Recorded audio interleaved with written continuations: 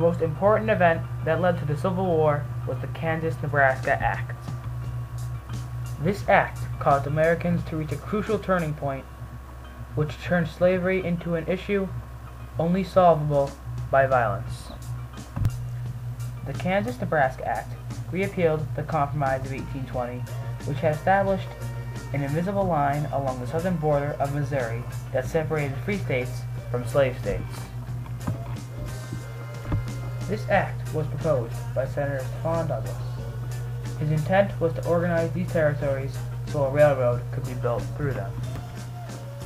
This act changed the rule so the territories of Nebraska and Kansas could establish whether they would be free or slave by the majority of its residents.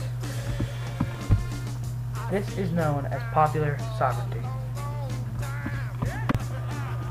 It then became a contest of who could control Kansas and get the extra power in Congress. The pro-slavers and the abolitionists raced to settle there first. With a large amount of people with opposing views and both wanting control of Kansas, it became impossible to avoid conflict.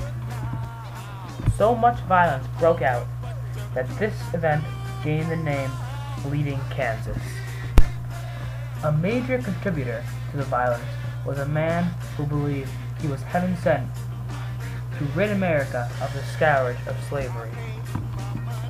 His name was John Brown. Abolitionists such as John Brown were given Beecher Bibles, which were actually rifles. They were nicknamed after Henry Beecher, who believed a rifle would be a more powerful moral agent than a Bible.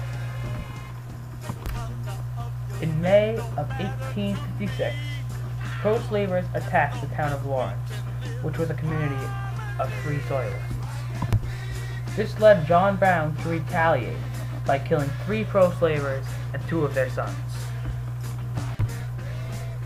Because of the tension caused by the Kansas-Nebraska Act, these incidents weren't uncommon. Over 200 people would die from the violence. Now that there had already been bloodshed for and against slavery because of the Kansas-Nebraska Act, further violence and war became inevitable. It was the Kansas-Nebraska Act that made America take the last step off the edge that sent them spiraling towards civil war.